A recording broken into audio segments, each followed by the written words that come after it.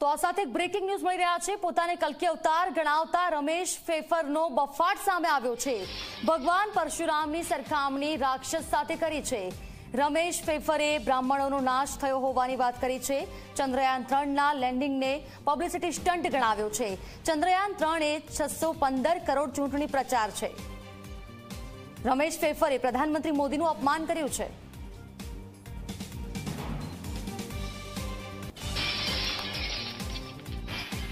મૂળ હોય કળિયુગમાં પૈસો મહત્વનો હોય। પૈસો કમાવા માટે ડોક્ટર ખોટા ઓપરેશન કરે, વકીલ ખોટા કેસ લડે, મારા જેવા એન્જિનિયરો સરકારમાં હોય તો એ કટકી કરે અને કર્તવ્ય ધર્મના હું નતો કરતો। ભગવાન પરશુરામ બ્રાહ્મણો અને ચંદ્રયાન ઉપર જે ટિપ્પણી કરી છે આ બાબતે તમે શું કહેવા માંગો છો? જો ભગવાન વિષ્ણુના જે અવતાર હતા 10 અવતાર, એમાંથી બ્રાહ્મણો પાસે જ સાહિત્ય લખવાનો અને વાંચવાનો કળિયુગમાં અધિકાર હતો। એટલે 95% 95% સાહિત્ય ગાયત્રી માતા મને એમ કહે છે, રાત્રે 3 વાગે ઉઠીને મને બધું કહેતા હોય કે 95% સાહિત્ય હિન્દુ ધર્મનું અત્યારે ભ્રષ્ટ છે। એટલે એમાં 2 ભૂલો છે। ત્રેતા યુગમાં બ્રાહ્મણોમાં ધર્મ ના હોય। પતંજલિ રાક્ષસ હતો કારણ કે વિષ્ણુ પૂજાનો વિરોધી હતો। નિર્ગુણ નિરાકાર ઈશ્વરની ભક્તિ કરવાનું એને આહવાન કરેલું। તમે પતંજલિ યોગ સૂત્રના 195 સૂત્ર વાંચો તો એક પણ સૂત્રમાં એમાં વિષ્ણુ ભક્તિ ના હોય। 2 પ્રકારની સાધના હોય, કા વિષ્ણુ ભક્તિ અને કા નિર્ગુણ નિરાકાર અલ્લાહ ગોડ પરમાત્માની ભક્તિ। અલ્લાહ ગોડ પરમાત્માની ડાયરેક્ટ જે ભક્તિ કરે એને અનાર્ય કહેવાય, એ રાક્ષસ થઈ જાય। દયાનંદ સરસ્વતી રાક્ષસ હતો, એ શિવલિંગ ઉપર પેશાબ કરતો અને એ એમ કહેતો કે તારો રામ અને તારો કૃષ્ણ મારું કાંઈ બગાડી ના લે। એટલે ત્રેતાયુગમાં પતંજલિ પણ રાક્ષસ હતો। કણાબ હતો, એ આઈન્સ્ટાઈન થઈને આવ્યો હતો। કણાબ વખતે એને કીધું હતું કે આ દુનિયામાં પરમાત્મા આત્મા ભગવાન જેવું કાંઈ નથી, બધું જ અણુ પરમાણુઓનું બનેલું છે। એટલે એ પછી કળિયુગમાં મોટો રાક્ષસ થઈને આવ્યો એ આઈન્સ્ટાઈન। અને એને છેલ્લે એવું કીધું હતું કે physical concept of the material world is nothing but the creation of human mind. ત્યાં સુધી પહોંચ્યો તો માયા સુધી કે આ જગત મનની માયા છે, પણ બ્રહ્મ સત્ય શું છે એ એને ભાન નહોતું। એટલે ત્રેતાયુગમાં બ્રાહ્મણો અધર્મી થઈ જાય એટલે ભગવાન રામે છત્રીને અહીંયા જન્મ લીધેલો। અને રાવણ ત્યારે બ્રાહ્મણ હતો, ખૂબ શક્તિશાળી હતો, એની પાસે જે તંત્ર વિદ્યા હતી, તાંત્રિક હતો, તો એને અમૃત કુંભ નાભીમાં ધારણ કરેલો, જેને શિવજી પણ ના મારી શકે, વિષ્ણુ સિવાય કોઈ ના મારી શકે। એટલે ત્રેતાયુગમાં બ્રાહ્મણો અધર્મી થઈ જાય એટલે ભગવાને ક્ષત્રિય રામના સ્વરૂપે જન્મ લીધેલો। દ્વાપર યુગમાં બ્રાહ્મણ અને ક્ષત્રિય બંને અધર્મી થઈ જાય। દુર્યોધને સગી ભાભીના કપડા ઉતારવાની કોશિશ કરેલી અને દ્રોણ અસ્વસ્થામાં તો શાશ્વત કાળ માટે નરકમાં ગયો છે, કારણ કે એને 5 નાના બાળકો એ જે સાવ નિર્દોષ હતા એના ઉપર બ્રહ્માસ્ત્ર ચલાવેલું। એટલે દ્વાપર યુગમાં ભગવાને યાદવોને ત્યાં જન્મ લીધેલો। યાદવો વેપારી હતા, દૂધ દહીંનો વેપાર કરતા। અને ક્ષત્રિયો દુર્યોધન રાક્ષસ હતો, દ્રોણ રાક્ષસ હતો, દુશાસન રાક્ષસ હતો અને અસ્વસ્થામાં રાક્ષસ હતો। કળિયુગમાં બ્રાહ્મણ અધર્મી હોય, ક્ષત્રિય અધર્મી હોય, વેપારી પણ અંગ્રેજોની જેમ અધર્મી હોય। અંગ્રેજો વેપાર કરવા આવ્યા હતા અને 200 દેશ ઉપર 200 વર્ષ રાજ કરી અને શોષણ કરેલું। કળિયુગમાં માત્ર અને માત્ર શેરી વાળવા વાળા, શેરીની સફાઈ કરવા વાળા ધર્મમાં હોય અને મંદિરમાં પૂજા કરવા વાળા બધા રાક્ષસ હોય। હિન્દુસ્તાનમાં 25 લાખ મંદિરોમાં જે બ્રાહ્મણો પૂજા કરે છે એ બધાય નરકમાં જવાના છે। અને ત્રેતાયુગ, દ્વાપરયુગ અને કળિયુગના બધાય બ્રાહ્મણો નરકમાં ગયા છે। જે શેરીની સફાઈ કરે એ જ છે ને ધર્મમાં કળિયુગમાં રહી શકે। વાલ્મીકી દલિત હતા, સીતાજીએ એમને ત્યાં આશરો લીધો હતો, એના જે બધા વંશજ છે એને કોઈ મંદિરમાં ના આવવા દે કળિયુગમાં। અને રાવણે સીતાજીને બેફામ પીડા આપેલી અને એના વંશજો બધા 25 લાખ મંદિરમાં મફતનું ખાવા માટે, પેટ ભરવાના પાખંડ રૂપી ધંધો કરવા માટે, ભગવાનની મૂર્તિ આગળ રૂપિયાની પેટી મૂકી દુનિયાને લૂંટવા માટે પૂજા કરે, એની પૂજા ભગવાન પાસે મારી પાસે ના પહોંચે. આ બીજો પ્રશ્ન. એવું નથી લાગતું કે તમે આ બ્રાહ્મણો ઉપર અને પરશુરામ ઉપર જે રીતના ટિપ્પણી કરો છો આનાથી એક વિવાદ થશે અને તમને ક્યાંક મુશ્કેલી પણ પડી? મને જો, હું તો એક વખત મારું મૃત્યુ થઈ ચૂક્યું છે. હું 14 દિવસ સુધી આ શરીરમાં નહોતો. કલી રાક્ષસ બેંગ્લોરનો મિકેનિકલ એન્જિનિયર બ્રાહ્મણ હતો, ગોલ્ડ મેડાલિસ્ટ હતો, એમટેક એરોનોટિકલ કરેલું, એમટેક એરોનોટિકલ અને MBA બિઝનેસ એડમિનિસ્ટ્રેશન કરેલું, અને હું મારો ગુરુ હતો. મારે એની સાથે વિવાદ થયો. એને એમ કીધું કે મનમાં આવે એમ કરવું એ સત્ય, અને મેં કીધું રઘુકુલ રીતિ સદા ચલી આવી, પ્રાણ જાય પર વચન ન જાય, વચન નિભાવવું એ સત્ય. અને એને મારી પત્ની અને પુત્ર અને મને ત્રણેયને થોડા સમય માટે ગાંડા કરી દીધેલા, અને એને મને મારી નાખેલો. હું ફરીથી જન્મ જાઉં એટલે મને કઈ મૃત્યુનો ડર હોય નહીં, અને મને સતયુગમાં કોઈ મૃત્યુ આપી પણ ના શકે. તમે ક્ષત્રિય સમાજ વિશે બોલો આટલું, બ્રાહ્મણ સમાજ વિશે બોલો, પરશુરામ ભગવાન વિશે આટલું બોલો છો, તો ક્યાંક તમારે ત્રણનો હું નાશ કરી નાખવાનો જો આવતા 7 વર્ષમાં હાર્ટ એટેક થી. આ મારી પ્રતિજ્ઞા જ છે. ખાસ કરીને ચંદ્રયાનને લઈને પણ આપે એક સોશિયલ મીડિયાની હા, ચંદ્રયાન 3 એ 615 કરોડનો 2024 નો ચૂંટણી જીતવાનો જે એક યોજના છે. 1970માં જે કામ અમેરિકાએ કર્યું હતું ત્યારે LED ટીવી નહોતા, CRT હતા, કેથોડ રે ટીવી, અને એ વજનદાર વસ્તુ લઈને ઉપર જવાની હતી. એ કામ તમે આર્ટિફિશિયલ ઇન્ટેલિજન્સના જમાનામાં, અને મારા મોબાઈલમાં 16 GB ની રેમ અને 256 GB ની OnePlus ના મોબાઈલમાં જ્યારે હાર્ડ ડિસ્ક છે એવા જમાનામાં તમે અહીંયાથી એ ત્યાં યાન મોકલો ને સફળ થાવ ને તાલીઓ વગાડો. એ છે ને 23 વર્ષે બાળક બોલતા શીખે કે ચાલતા શીખે ને રાજી થવા જેવી ઘટના છે. 1 વર્ષ પહેલા બાળક બોલે કે હાલે ને તો રાજી થવાય, 23 વર્ષે બાળક બોલે તો દુઃખ થાય કે આને 23 વર્ષ ગુમાવ્યા. એમાં કાંઈ નથી, મોદીનો પબ્લિસિટી સ્ટન્ટ છે. એકચ્યુઅલી મારું જમણું મગજ ખુલેલું હોય, તમે લોકો ડાબા મગજ જીવતા હોય એટલે તમે નોડ કહેવાય, હું સર્વર કહેવાય. આત્મા છે ને, આ જે વાળ હોય ને, વાળની થિકનેસના 10 લાખમાં ભાગને અણુ કહેવાય. અણુનો 10,000મો ભાગ હોય ને એ આત્મા હોય.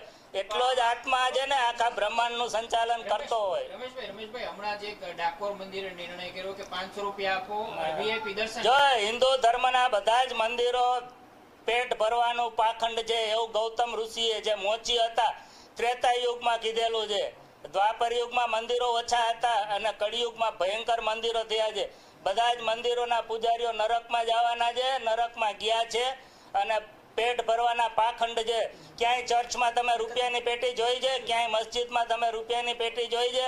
શા માટે રૂપિયાની પેટી ભગવાનના મંદિરના આંગણમાં પહેલા આવે છે, પછી મૂર્તિ આવે છે? રમેશભાઈ તમે કહો છો ખાસ તો તમે કહો પરશુરામ દાદા નથી, એટલે તો પરશુરામ દાદા અવતાર નથી તો શું છે? પરશુરામ હતા એ રાક્ષસ હતા, એ બ્રાહ્મણ હતો, રાક્ષસ હતો, એને ક્ષત્રિયોનો સખત વિરોધી હતો. અને હું અને લક્ષ્મણ ને ભરત ને શત્રુઘ્ન મિથિલીથી જ્યારે લગ્ન કરીને પાછા આવતા હતા અને મેં રામ ધનુષ તોડેલું ત્યારે એ ઝઘડો કરવા આવેલો પરશુરામ, અને ત્યારે લક્ષ્મણે કીધું તો ભાઈ આનું શું કરું? મેં કીધું એને મારી નાખ, અને ત્યારે એ મારી નાખેલો. ભગવાનનો 6થો અવતાર ક્ષત્રિય દત્તાત્રેય હતા, ભગવાન દત્ત, અને પરશુરામ નહીં. અને ભગવાનનો 9મો અવતાર ભગવાન બુદ્ધ નહીં પણ પ્રભુ ઈસુ ખ્રિસ્ત હતા. હવે કઈ કેવું છે? કુલ કેટલા અવતાર થઈ ગયા? એ 9 થઈ ગયા છે ને આ 10મો તમારી આમાં બેઠો છે. તમે તમારો ઘોડો ક્યાં છે? દેવદત્ત નામનો ઘોડો ક્યાં છે? એ તો હવે કલ્પનાઓ બ્રાહ્મણની 95% જ્ઞાન ખોટું છે, એની સાથે કમ્પેર કરતા નહીં મારી વાતોને, નહીં તો ખોટે ચડી.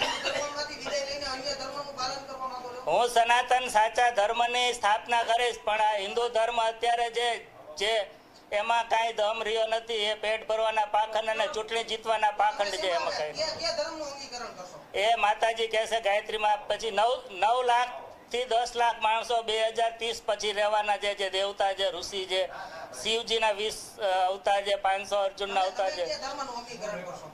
પછી આખી નવી જ વ્યવસ્થા આવશે. અને આ તમારા ફિઝિકલ બોડી ઇલેક્ટ્રોન, ન્યુટ્રોન, પ્રોટોનના છે એ પણ પૃથ્વીલોકમાં નહીં હોય.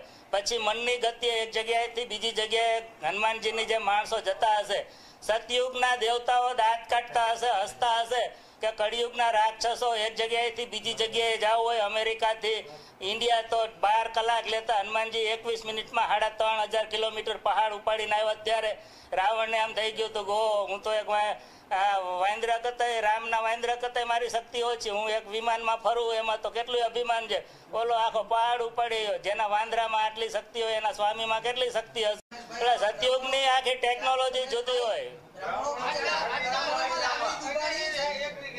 જો લાગણી બાગડી નું યુદ્ધમાં કાંઈ ન હોય. મારી લાગણી દુબાણી છે. મેં છે ને 30 વર્ષ સુધી સરકારમાં મારા ખિસ્સામાંથી પૈસા વાપરતો હોય, મારું ઘરનું મકાન બનાવતો હોય ને, એવી નિષ્ઠાથી મેં નોકરી કરેલ છે.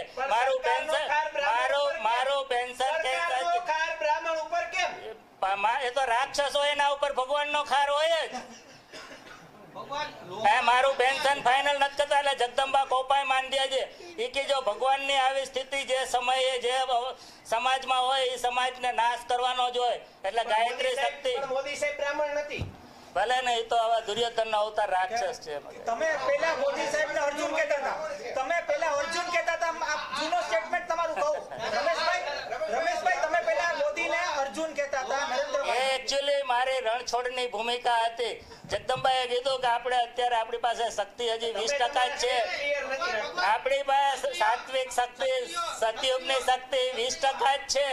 એટલે આપણી પાસે જગદંબાએ કીધું કે આપણી પાસે 20% જ સતયુગની શક્તિ છે. એટલે રાક્ષસોને પહોંચી નહીં શકીએ, જેમ જરાસંઘને નહોતે પહોંચી શકાય. તો આપણે છે ને અત્યારે મોદીને કહી દઈ કે અર્જુનનો અવતાર છે, પાછા એ તો ફેરવી નાખશું. ભગવાન તો ફરી જાય. ક્ષત્રિયોને બ્રાહ્મણો રાક્ષસ છે, સોની સમાજ ને લોહાણા સમાજ વિશે શું કહેવું? એ કાંઈ નથી.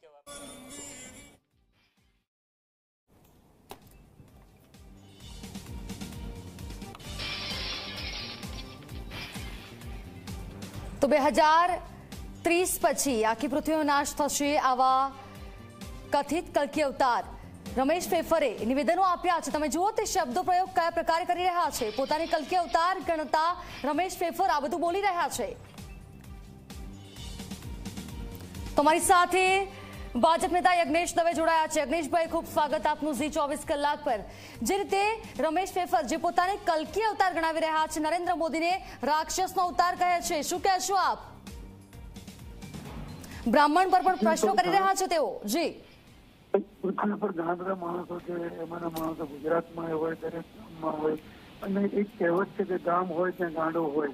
આ એક માનસિક વિકૃતિ ધરાવતો વ્યક્તિ છે. હું સ્પષ્ટ કહું છું, કારણ કે માનસિક વિકૃતિ ધરાવતો જે વ્યક્તિ પોતાની જાતે ભગવાન માનતો હોય તો તારે ચશ્મા પહેરવાની ક્યાં જરૂર હોય છે? ભગવાનને દિવ્ય દ્રષ્ટિ હોય છે, ચશ્મા પહેરીને તારે જોવાની ક્યાં જરૂર છે?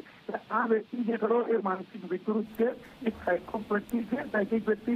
એ આજે જો બ્રહ્મ સમાજ માટે આવી વાત કરતો હોય કે બ્રાહ્મણોનો નાશ થશે, તો હું પણ બ્રાહ્મણ છું અને એનામાં તાકાત હોય તો આપણા પ્રતિષ્ઠિત જી 24 કલાકની ચેનલ પરથી કહું છું કે એને કહો કે મારો નાશ કરીને બતાવો 10 મિનિટની અંદર કે 50 મિનિટની અંદર કે 2 વર્ષની અંદર કે 5 વર્ષની અંદર.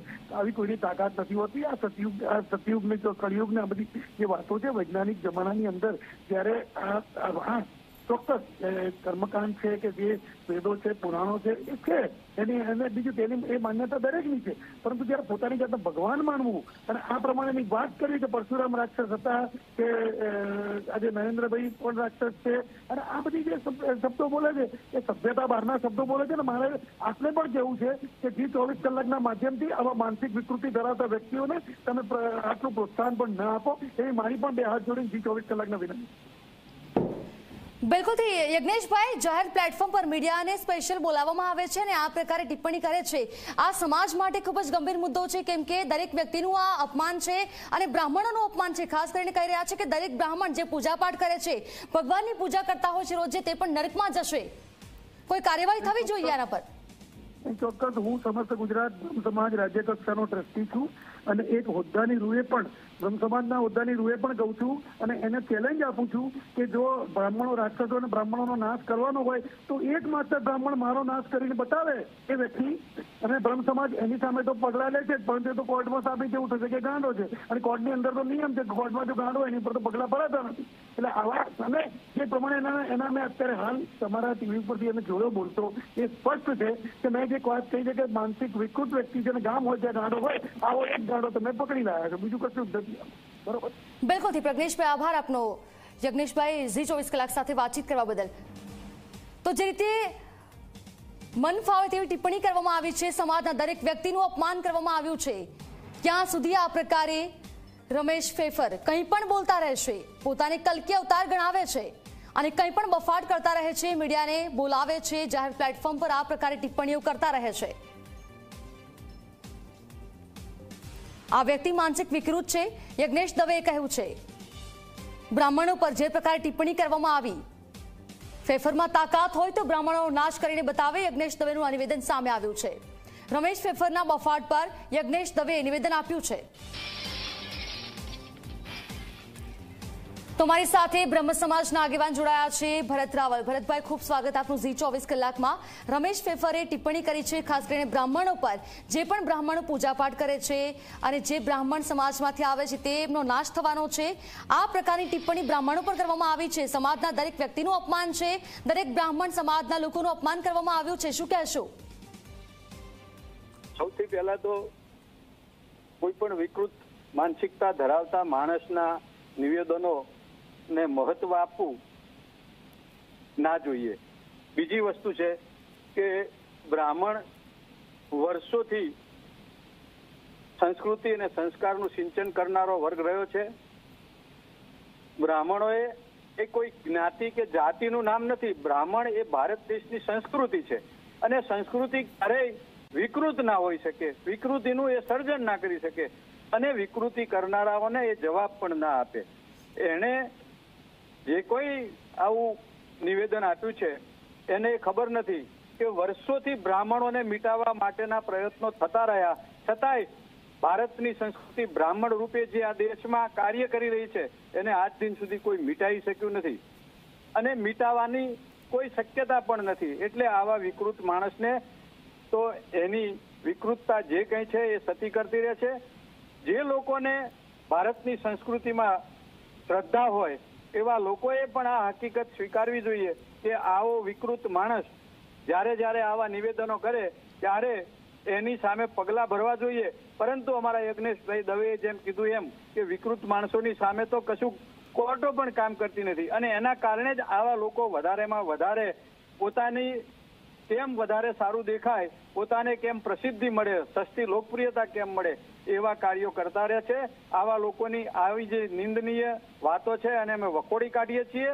આ માત્ર ભારતના બ્રાહ્મણોનું નહીં પણ ભારતની જે સંસ્કૃતિ છે ને એનું અપમાન છે અને કોઈ પણ જ્ઞાતિ કે સમાજ હોય એનું કાર્ય બ્રાહ્મણ જ્યારે પણ કરવા થાય, જન્મથી માંડી અને મૃત્યુ સુધીની ક્રિયાઓ એ બ્રાહ્મણો કરતા રહ્યા છે. એમાં ભારતના તમામ લોકોને શ્રદ્ધા, મોટા ભાગના જે આ કર્મો કરાવે છે એને શ્રદ્ધા છે જ અને આવા લોકોની શ્રદ્ધાને ઠેસ પહોંચે એવું દુષ્કૃત્ય, એવા નિવેદનો કરનારને ભગવાન સદબુદ્ધિ આપે ને એ જ અમારું નિવેદન છે, એ જ અમારી સમગ્ર સમાજને અપીલ છે કે આ લોકો વર્ગ વિગ્રહ કરવા માટે ટેવાયેલા છે. આજે બ્રાહ્મણ સમાજ માટે બોલશે, આજે બીજા સમાજ માટે બોલશે અને પછી એ લોકોને આમાં વિકૃત આનંદ મળતો હોય ને એવું મને લાગે છે. ભારતની સંસ્કૃતિને ટકાવવા માટે અને એકતા અને અખંડિતતાને ટકાવવા માટે ભારત તો તમામ વર્ગના લોકોને અહીંયા રાખે એવી સંસ્કૃતિ છે આપણી અને એને ખંડન કરનારાઓને અમે વખોડી કાઢીએ છીએ અને એવા વિકૃત માણસની વ્યક્તિને જવાબ આપવો ને એ પણ મને તો યોગ્ય નથી લાગતું. પણ આપના માધ્યમથી જયારે આપ એક જાગૃતિનું કામ કરી રહ્યા છો ત્યારે આપને ધન્યવાદ આપું છું કે આપ આવા વિકૃત લોકોને જાહેર કરી અને સમગ્ર સમાજને પણ જાણ કરો છો કે આવી વિકૃતિઓ છે સમાજમાં, એનો બહિષ્કાર કરો. બિલકુલ ભરતભાઈ, આભાર આપનો ઝી24 કલાક સાથે વાતચીત બદલ. તમારી સાથે હેમાંગ રાવલ જોડાયા છે, બ્રહ્મ સમાજના અગ્રણી. હેમાંગભાઈ, ખૂબ સ્વાગત આપનું ઝી24 કલાકમાં. રમેશ ફેફર જે પોતાને કલ્કી અવતાર ગણાવી રહ્યા છે અને કોઈ પણ વિષય અલફેલ બોલે છે કે રાજકીય નેતા હોય કે પછી ચંદ્રયાન હોય, કંઈ પણ મુદ્દે ટિપ્પણી કરતા હોય છે. સૌથી મોટી વાત બ્રહ્મ સમાજ પર પણ તેઓએ ટિપ્પણી કરી છે, કહ્યું છે બ્રહ્મ સમાજના દરેક લોકો નરકમાં જવાના છે, નાશ થવાનો છે. શું કહેશો આપ? આ રમેશ જે છે એ રાજકોટની અંદર કુખ્યાત થયેલો વ્યક્તિ છે. આ વ્યક્તિ એ માનસિક વિકૃત છે, સિઝોફ્રેનિયાની બીમારી ધરાવે છે. આ વ્યક્તિ જે કંઈ પણ બોલે છે એ પોતે જે એવું માને છે પરંતુ હકીકતમાં એક સિઝોફ્રેનિયાનો રોગ છે આને જલ્દીથી માનસિક સારવાર કરવી પડે. અમારા બ્રહ્મ સમાજના અગ્રણી ડોક્ટર હેમાંગ વસાવડા ત્યાં છે. હું તો વિનંતી કરીશ, આને કોઈ ઓળખતું હોય તો, કે ડોક્ટર હેમાંગ વસાવડા જે છે ન્યુરો સર્જન છે, આની મફત સારવાર કરશે અને આની સારવાર કરશે તો એના કુટુંબના લોકોને પણ સારું થશે અને ભવિષ્યમાં આનેથી પણ વધારે. ભૂતકાળમાં સ્વામિનારાયણ ભગવાન વિશે પણ ખરાબ બોલી ચૂકેલો છે. જ્યાં સુધી બ્રાહ્મણોની વાત કરીએ ત્યાં સુધી સર્વે ભવંતુ સુખીન સર્વે સંતુ નિરામય સર્વે ભદ્રાની પશ્યંતુ માં કશિત દુઃખ ભાગ્યવેદ. સૌ સુખી થાઓ, સૌ રોગ મુક્ત રહો, સૌ મંગલમય ઘટનાઓના સાક્ષી બને અને કોઈને પણ દુઃખના ભાગીદાર ન બનવું પડે. આ બ્રાહ્મણનો સૌથી પહેલો શ્લોક હોય છે. સર્વેને સુખી કરવાની વાત કરનારા બ્રાહ્મણને આ પ્રમાણે કહેવાનું જે છે ને બ્રહ્મ સમાજનું અપમાન નથી, સનાતન ધર્મનું અપમાન છે. અને આજે હું અહીંયા G24 કલાકના માધ્યમથી જાહેર કરું છું, શ્રી સમસ્ત ગુજરાત બ્રહ્મ સમાજ રાજ્ય કક્ષાના ટ્રસ્ટી તરીકે જાહેર કરું છું કે આ રમેશનું કોઈ મોઢું કાળું કરશે તો એને 11,000 રૂપિયાનું ઇનામ હું આપીશ. મારા તરફથી આ રમેશનું મોઢું જો કોઈ કાળું કરશે તો એને હું 11,000નું ઇનામ આપીશ અને એને એનો રસ્તો બતાવવા માટે મજબૂર કરવો પડશે. સૌ સનાતન ધર્મીઓએ ભેગા થવું પડશે. આ બ્રહ્મ સમાજનું અપમાન નથી, આ સનાતન ધર્મનું અપમાન છે. બ્રાહ્મણો તો ચાણક્ય હોય ત્યારથી લઈને સોમનાથની અંદર સોમનાથ મંદિરને બચાવવા માટે થઈને ટનબંધ જનોઈઓ એમને લોહી લુવાણ થઈને પડી હતી. આ એ બ્રાહ્મણ છે. ચાણક્યથી લઈને મંગલ પાંડેથી લઈને સોમનાથ અત્યારના ઈસરોના અધ્યક્ષથી લઈને જેટલા લોકો પણ બ્રાહ્મણ છે એમણે પોતાનું કર્તવ્ય દેશ સેવામાં આપેલું છે. આપણે જયારે આઝાદીની લડાઈ હતી ત્યારે પણ જોયું હતું કે બ્રાહ્મણોએ પોતાનું સર્વસ્વ હોમી દીધું હોય આ દેશને બચાવવા માટે થઈને. ત્યારે આવા નપુંસક લોકો, આવા માનસિક વિકૃત લોકો આવા પ્રકારનું જે કામગીરી કરી રહ્યા છે એની સામે હું બ્રહ્મ સમાજ વતી સખત વિરોધ નોંધાવું છું. ભવિષ્યમાં વિરોધ મોટા પાયે પણ કરવામાં આવશે અને ખાસ કરીને એમને કહી દેવામાં આવશે કે અમને કહેવામાં આવે છે કે અમે લોકો બ્રાહ્મણ છીએ, અમે ચાણક્ય છે, અમે સુદામા છીએ, પણ જ્યારે અમે રૌદ્ર સ્વરૂપ ધારણ કરીએ ત્યારે પરશુરામ પણ છે અને જ્યારે અમે પરશુરામ બનીશું ત્યારે આવા જે નગુણા લોકો છે એ લોકોને એમનો રસ્તો એ અમારા ભગવાન પરશુરામ, ભગવાન દેવાદેવ મહાદેવ બતાવશે. બાકી અત્યારે મારે ખાસ ફરીથી એકવાર કહેવું છે કે હું આ વ્યક્તિ રમેશનું મોઢું કાળું કરનારા વ્યક્તિને એ 11,000 રૂપિયાનું ઇનામ જાહેર કરું છું. બિલકુલ હેમાંગભાઈ, પક્ષાપક્ષી છોડી ભાજપ કોંગ્રેસના દરેક મોટા નેતા, દરેક બ્રાહ્મણ સમાજના અગ્રણી નેતા શું આ મુદ્દે આગળ આવશે, આવેદનપત્ર આપશે? કેમ કે આ ખૂબ જ ગંભીર મુદ્દો છે. સમાજ પર ટિપ્પણી નહીં પરંતુ સનાતન ધર્મનું અપમાન છે આ તો. બિલકુલ આવેદનપત્ર આપીશું, કાનૂની કાર્યવાહી કરવાની હશે કાનૂની કાર્યવાહી કરીશું, પોલીસ કેસ પણ કરીશું અને જેટલી પણ કાનૂની રસ્તો કરવાનો હોય. આ એક સમાજનું અપમાન છે ને સમાજ જે છે એ સમાજ માટે થઈને મારા માટે તો બહુ સ્પષ્ટ વસ્તુ છે કે સમાજની અંદર રાજકારણ ના હોવું જોઈએ. રાજકારણનો વ્યક્તિ ભલે સમાજમાં હોય, માટે કોઈ પણ વ્યક્તિ રાજકારણની અંદર બ્રાહ્મણ સમાજનો હોય એનું લોહી ઉકળી ઉઠે એવું આ બયાન છે અને આ બયાનની હું સખત નિંદા કરું છું. બિલકુલથી હેમાંગભાઈ, આભાર આપનો G24 કલાક સાથે વાતચીત કરવા બદલ. તો આવા લોકોનો રસ્તો ભગવાન પરશુરામ કરશે, આ પ્રકારના જે નિવેદનો આપવામાં આવ્યા છે. હેમાંગ રાવલે કહ્યું છે કે જે રમેશ ફેફરનું મોં કાળું કરશે તેને 11,000નું ઇનામ તેઓ પોતે આપશે અને પક્ષાપક્ષી છોડી ભાજપ કોંગ્રેસના દરેક બ્રહ્મ સમાજના નેતાઓ આગળ આવશે, આવેદનપત્ર આપશે અને આ મુદ્દે જરૂરથી તેનું મોં બંધ કરાવશે તેવું નિવેદન આપવામાં આવ્યું છે. પોતાને કલ્કી અવતાર ગણાવે છે અને મન ફાવે તેમ એલફેલ ટિપ્પણી કોઈ પર પણ કરે છે. રમેશ ફેફર પોતાને કલ્કી અવતાર ગણાવે છે અને તમામ બ્રાહ્મણ સમાજને, મોટા નેતાઓને રાક્ષસ ગણાવે છે. સાથે જ કહ્યું છે ચંદ્રયાન 3 એ 615 કરોડ ચૂંટણી પ્રચાર છે, 615 કરોડની ચૂંટણીનું પ્રચાર છે. તો અમારી સાથે જ્યોતિનાથ મહારાજ પણ ફોનલાઈન પર જોડાયા છે. જ્યોતિનાથ મહારાજ, આપનું ખૂબ સ્વાગત G24 કલાકમાં. જે રીતે રમેશ ફેફર જે પોતાને કલ્કી અવતાર ગણાવે છે અને કોઈ પર પણ ટિપ્પણી કરે છે, ખાસ કરીને બ્રહ્મ સમાજ પર, સનાતન ધર્મ પર પણ ટિપ્પણી કરે છે, શું કહેશો આપ? સર, આવા સમાજની અંદર આ સાંપ્રત સનાતન સમાજની અંદર બધાને સાથે લઈને ચાલવાની જગ્યાએ આવા વાહિયાત બની બેઠેલા લોકો સમાજને ગેરમાર્ગે દોરી રહ્યા છે, ખોટી વાતો લોકોની સમક્ષ લાવી રહ્યા છે અને કોઈ વૈજ્ઞાનિકોએ પોતાની મહેનતથી દેશના ગૌરવ વધારવાનું કામ કર્યું તો તેની પર બી ટિપ્પણી કરે. એમને છીએ કે પોતાનું વાંચવો ભાઈ, તમે દુનિયાની પથારી ના ફેરવો, તમે સમાજની અંદર જે કંઈ બી છે, જે કંઈ બી ચાલે છે અને જેમાં ખરેખર સમાજમાં એકતા વધી છે, ત્યારે સનાતન ધર્મની અંદર આવી રીતે જ્ઞાતિવાદ ઉભો કરી, સાંપ્રદાયવાદ ઉભો કરી અને સમાજને ગેરમાર્ગે દોરે છે. સાથે સાથે તમે પક્ષાપક્ષીના રાજકારણને એટલે હદ સુધી લઈ જાઓ કે વૈજ્ઞાનિકોની સિદ્ધિને પણ ડુપ્લિકેટ ગણો, તો આ બધું ખોટું છે. આ ચલાવી પણ ન લેવાય, એમની પર પોલીસ કેસ થવો જોઈએ. બિલકુલથી આભાર આપનો ઝી 24 કલાક સાથે વાતચીત બદલ. તો જે રીતે કોઈ પણ વિષય પર એલફેલ બોલતા રમેશ ફેફર, જેના પર હવે ફિટકાર વરસાવવામાં આવી રહી છે, હવે કાર્યવાહી થવી જોઈએ, કેમ કે આ પ્રકારે વિકૃત માનસિકતા ધરાવતા વ્યક્તિ કોઈ પણ કંઈ પણ બોલી રહેશે, ચલાવી લેવામાં નહીં આવે તેવું કહેવામાં આવ્યું છે. આવા વાહિયાત બની બેઠેલા લોકો ગેરમાર્ગે દોરે છે, સમાજનું અપમાન કરે છે, સનાતન ધર્મમાં જ્ઞાતિવાદ ઉભો કરે છે. જ્યોતિનાથ મહારાજ દ્વારા નિવેદન આપવામાં આવ્યું છે. આવા લોકો પર પોલીસ કેસ થવો જોઈએ, જ્યોતિનાથ મહારાજનું કહેવું છે. આ વિશે કાર્યવાહી જરૂરથી થવી જોઈએ. તમારી સાથે યોગી દેવનાથ બાપુ પણ ફોનલાઈન પર જોડાયા છે. ખૂબ સ્વાગત આપનું ઝી 24 કલાકમાં. રમેશ ફેફર, જે પોતાને કલ્કી અવતાર ગણાવે છે અને કોઈ પણ વિષય પર ટિપ્પણી કરે છે, ચંદ્રયાન હોય, મોટા કોઈ નેતાઓ હોય કે પછી બ્રાહ્મણ સમાજ હોય, તમામને નરકમાં જવાનું કહે છે, સાથે જ કહે છે કે નાશ થઈ જશે. શું કહેશો આપ? આ ટિપ્પણી કેટલી યોગ્ય?